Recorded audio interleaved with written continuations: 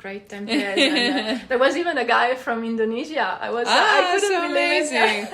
Like, you need to come to me? Like, So I in said, Amsterdam? okay, then you're going to teach me how to make pizza, probably. Yeah, totally. Because I'm Italian, and you know, it's their food. Yeah. And I was really honored and of course, and happy that this was such a cute guy, and together with his wife we had a really nice workshop, and he wanted to, because the thing is that he was already making quite a lot of tempeh with soy, but really like 30 packages at a time. Wow, okay. It's quite some production, but it was only for his family. Ah, okay. Yeah. Big family. They loved it. They just loved it. Yeah. And it never worked for him to have it from other beans. So his question was, I know already how to make it, but I don't succeed with other beans. Okay. Can you help me with that? So you were helping him with that process. And then we made one with kidney beans. It must have made him so happy. Yeah, no, it was super nice. One with kidney beans and another one with black beans we made. So wonderful. Yeah. So cool. I get really, really satisfied and happy from it. That is so nice. And so, because when you started, kind of, you know, you knew, of course, also for you, you knew the soybean kind of process and the science and stuff. When you started experimenting with other beans, did it also not work out in the beginning? Of course, yes, a lot of times. Yeah, and I learned so much from it. Yeah.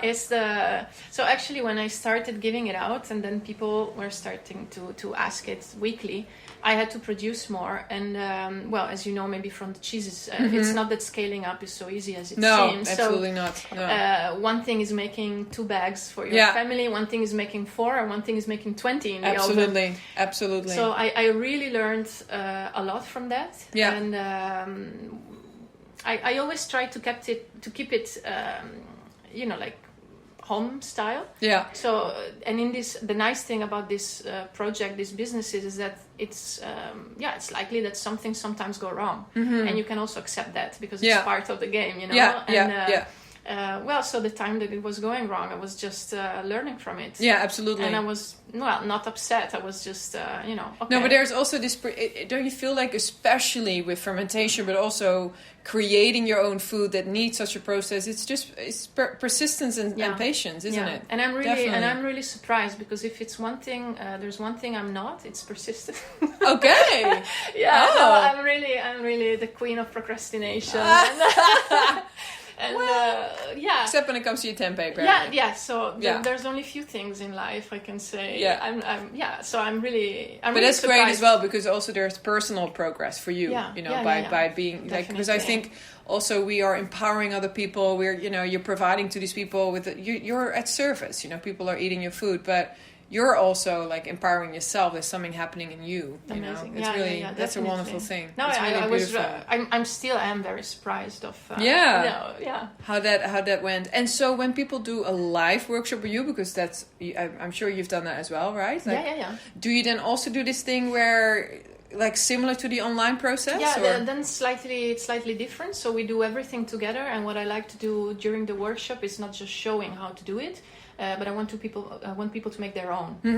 So during the workshop, everybody's making their own tempeh, and then, of course, they go home, and I will keep it there, and through pictures, and we usually make a WhatsApp group. Yeah, I keep them posted with the progress of the tempeh, and then if something is about to go wrong, I just say, okay, when this is about to go wrong, but I'll fix it. Pay attention, because this can happen. I don't feel like I think the success in this kind of thing is not being ashamed of hiding anything, because there's nothing going wrong. Absolutely. It's just something happening. Absolutely. And you are there to do something. Yeah.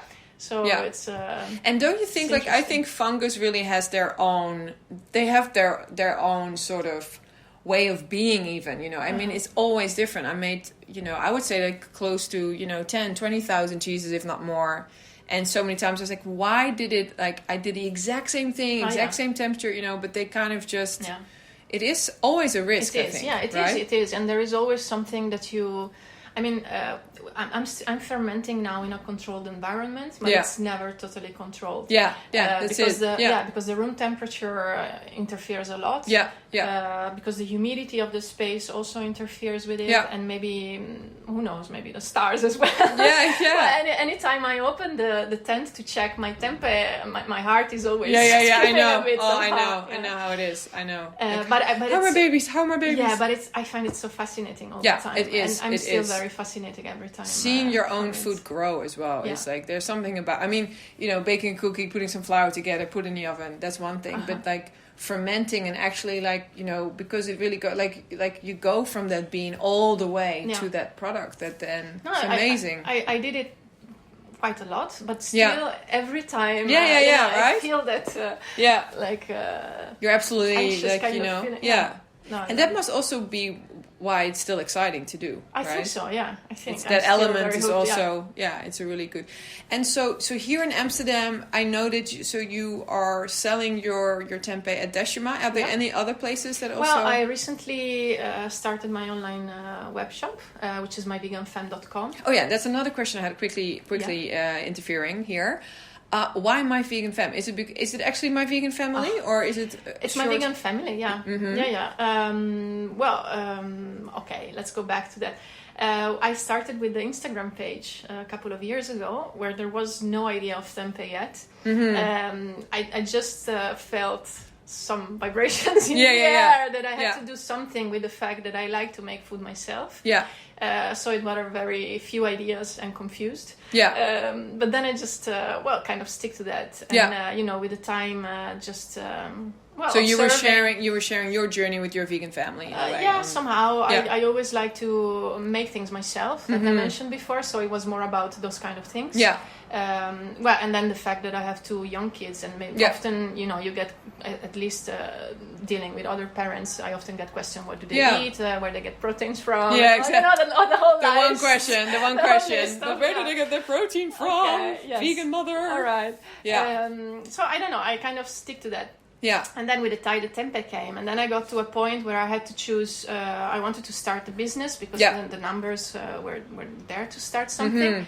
And I had to decide, should I change my name? Should I find something more neutral? And then I said no. Because, I think it's cool. Because it's a statement. So I think it's very important to me, at least. It's something totally. I feel really deep. And I mean, not wanting to judge anyone at all, but it's something I really feel very deep in me. So that's basically what represents me the most. So I decided to keep it. I think it's a great name. And thanks. It's really awesome. And then it started, with my family of 4, of course. But then with the time, I connected to so many people and so many companies doing the same, but also other things. Also in other fields. That now the fam, it's not our 4 anymore, but it's more a worldwide. And the fam also, I'm sure, starts to stand for so much more than just your family. Of course.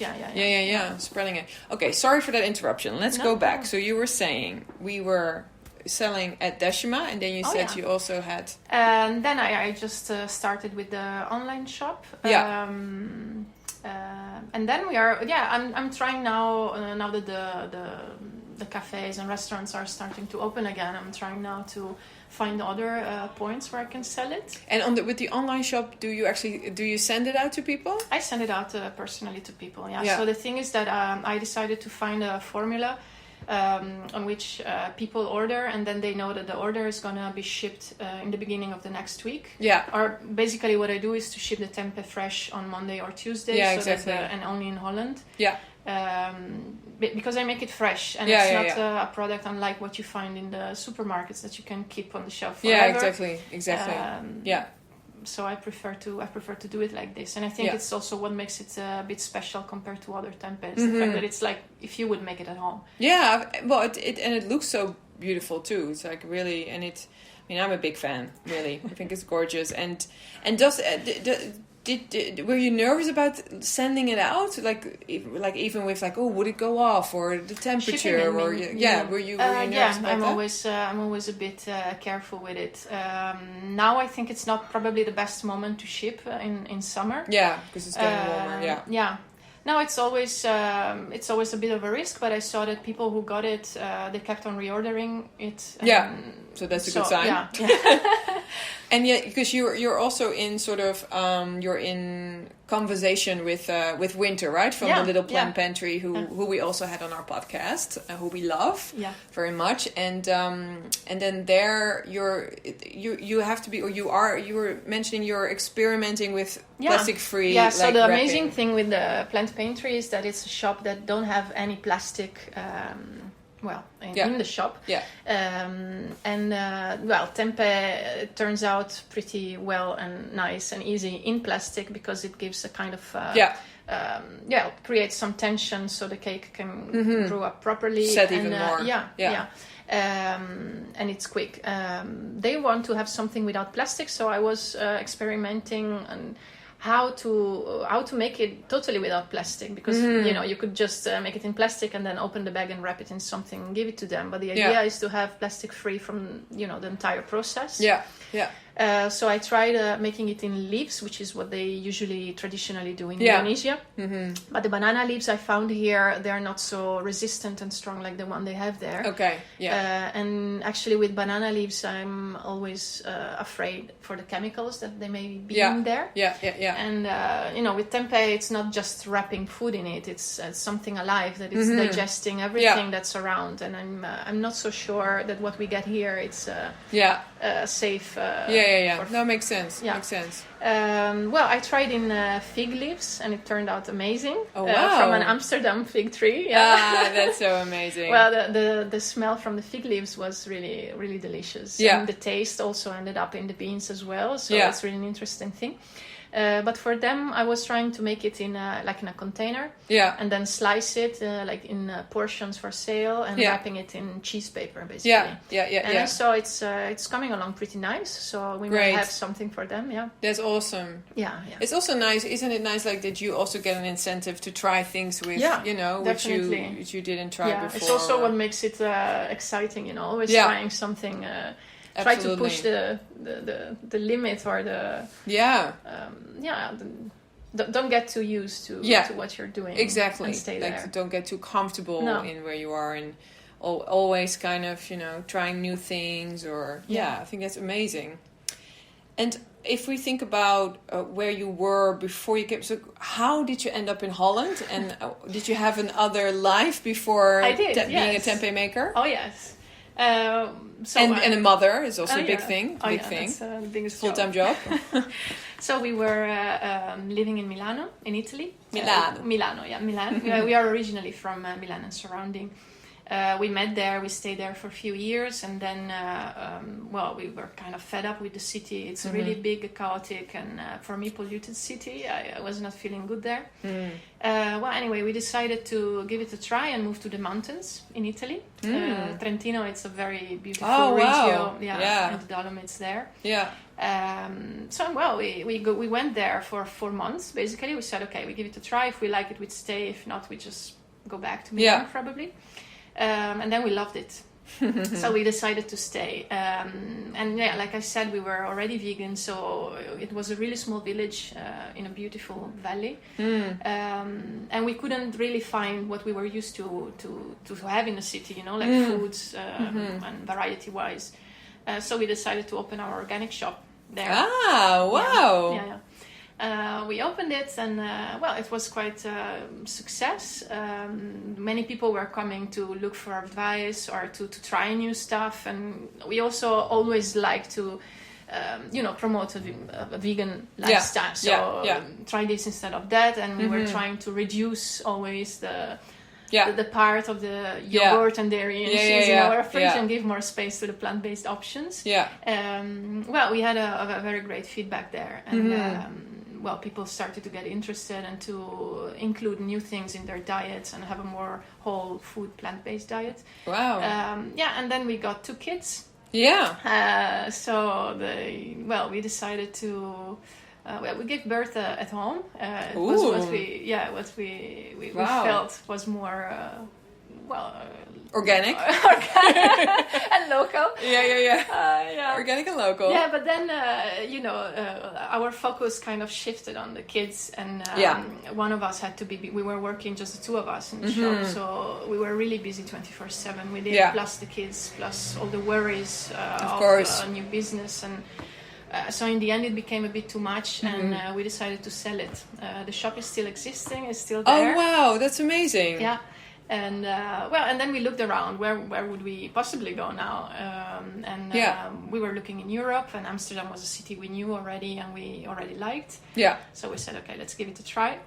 It's amazing. Yeah, and then we just